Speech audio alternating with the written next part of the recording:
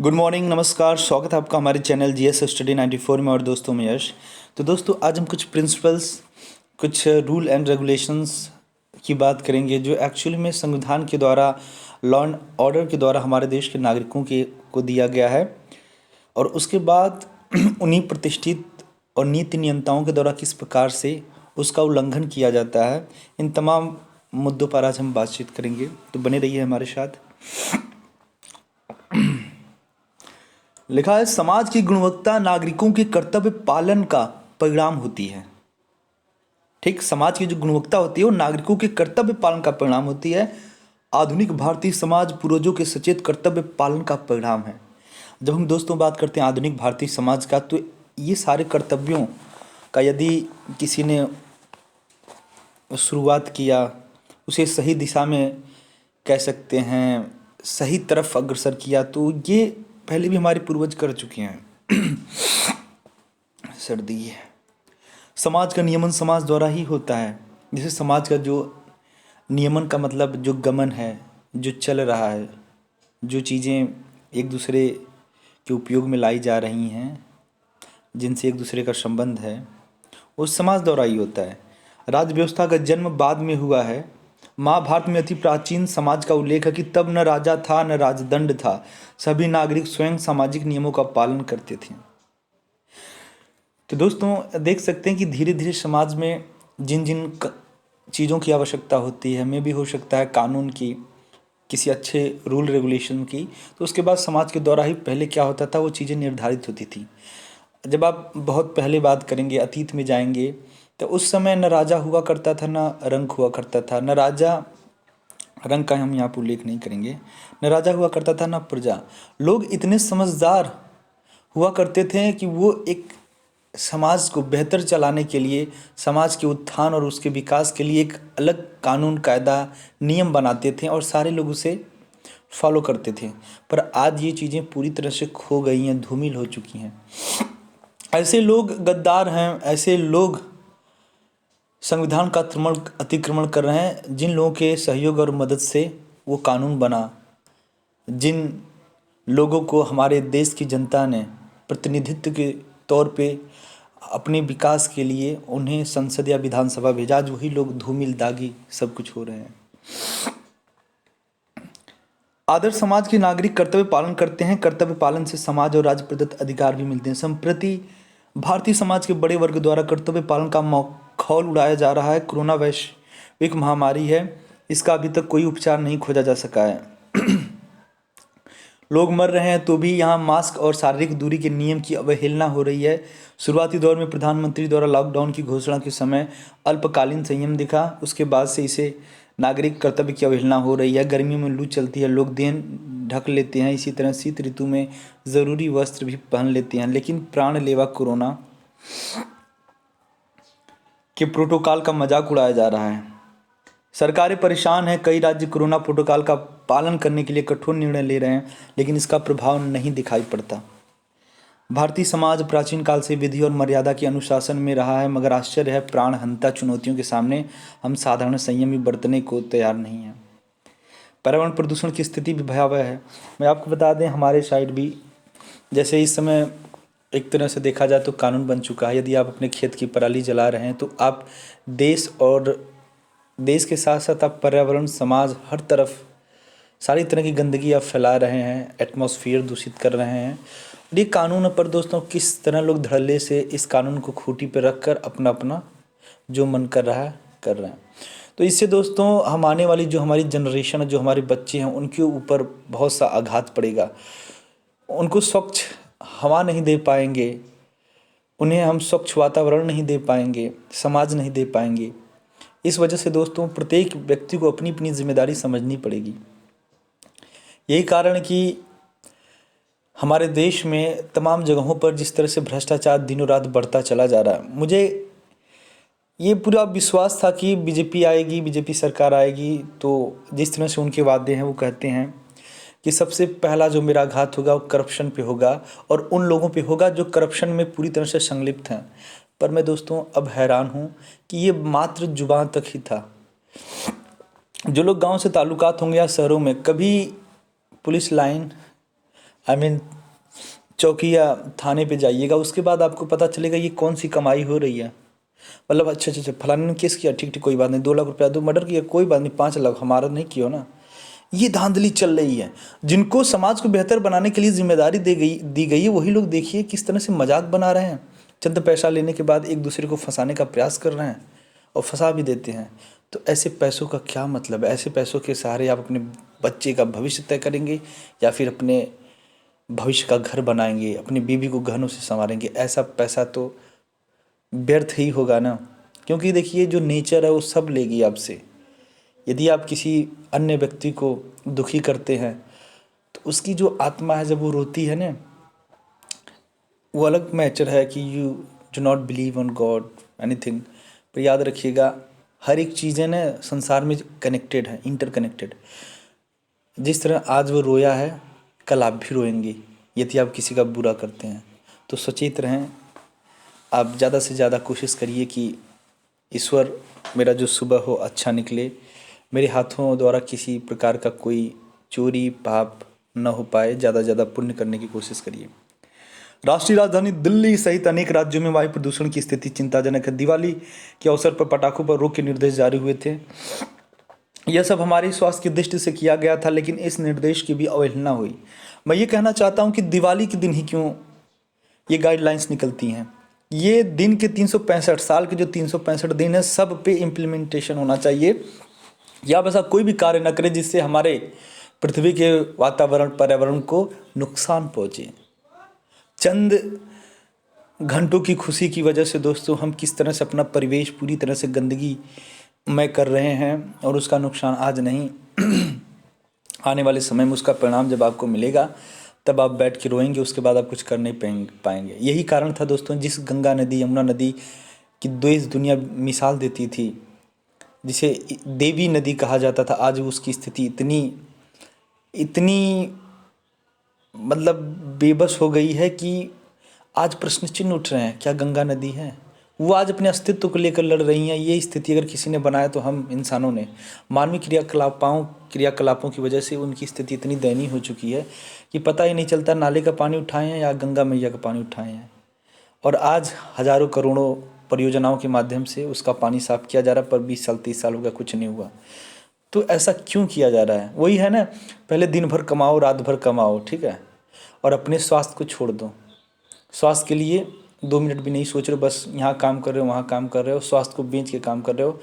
10 साल बाद दोस्तों जो पैसा आप कमाएं उसी पैसे से फिर अपनी शरीर खड़ी करेंगे, कहीं किडनी लगवाएंगे तो कहीं फेफड़ा सही करवाएंगे। तो ऐसे पैसे का, ऐसे भागदौड़ का क्या मतलब है? हरियाणा और पंजाब राज्यों में किसानों द्वारा खेतों में ही पराली जलाने का काम होता रहा है। धीरे धीरे यही लत पश्चिमी उत्तर प्रदेश से बुंदेलखंड अवध क्षेत्रों तक फैल गई। सरकारें चिंतित है, पराली जलाने वाले नागरिक कर्तव्य नहीं निभाते। हमारे संविधान में प्रत्येक नागरिक को मूल अधिकारों की प्रतिभूति है। साथ ही अनुच्छेद 51 क में मूल कर्तव्य भी हैं कि प्राकृतिक पर्यावरण की रक्षा करें, वन झील नदी और वन्य जीवों की भी रक्षा करें। इस अनुच्छेद में अनेक कर्तव्य हैं, परंतु उसकी निरंतर अवहेलना है। सभ्य समाज के नागरिक संस्कृति, संविधान और विधि का स्वतः पालन करते हैं। दुनिया के अन्य समाजों की तरह भारतीय समाज भी आदिम मानव सभ्यता से आधुनिक सभ्यता तक आया है। समाज का सतत विकास हुआ है। अतीत में वैदिक समाज का इतिहास है। इस समाज में समता थी, समाज के सदस्यों में कर्तव्य पालन की होड़ थी। तो दोस्तों आप जैसे ही भारतीय इतिहास के अतीत की जो चीज़ें हैं जब उसे पढ़ेंगे तो आपको पता चलेगा कि हमारा जो देश था, हमारे देश में जितनी भी सभ्यताएं विकसित हुई वो बहुत ही व्यवस्थित, बहुत ही क्रमबद्ध समाज के द्वारा संचालित होती थी, और इस पे हमें गर्व करना चाहिए। पर आज दोस्तों जो स्थिति है वो बेहद बेहद कह सकते हैं संवेदनशील बनी हुई है। इस चीज़ को आप समझें और लोगों को समझाएं कि इस तरह की हरकतें ना करें, जिससे आने वाले समय में हमारे बच्चों को, हमारे देश को, हमारी पृथ्वी, हमारे ग्रह को कोई किसी प्रकार का खतरा हो। वैदिक पूर्वजों ने दायित्व बोध वाले नागरिक गढ़े थे। अथर्ववेद में सामाजिक विकास के सूत्र हैं। बताते हैं कि पहले परिवार संस्था का विकास हुआ।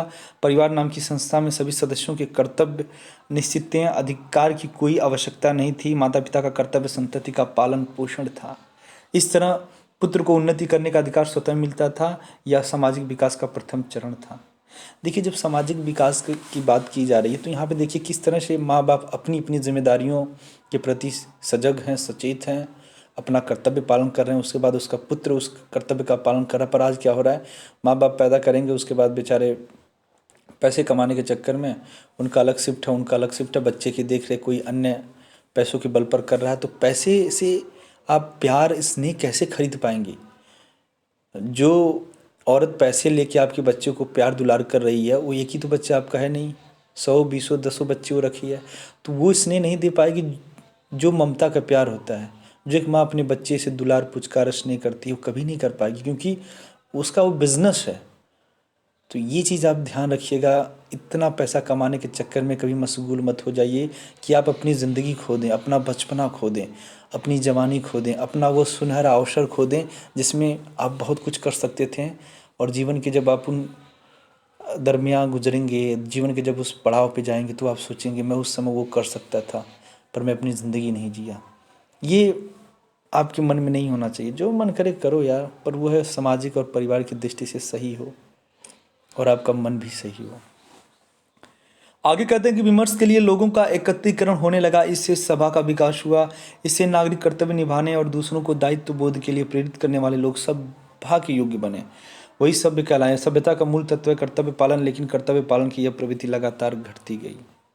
देखिए, ब्रिटिश सत्ता के साथ ब्रिटिश शिक्षा आई, हम पर ब्रिटिश सभ्यता का प्रभाव पड़ा। ब्रिटिश नागरिक अपने देश में कर्तव्य पालन के प्रति सजग थे और हैं, पर हम भारतीय उनसे अधिकार ही सीख पाए। हमने कर्तव्य प्रधान अपनी परंपरा और संस्कृति की उपेक्षा की।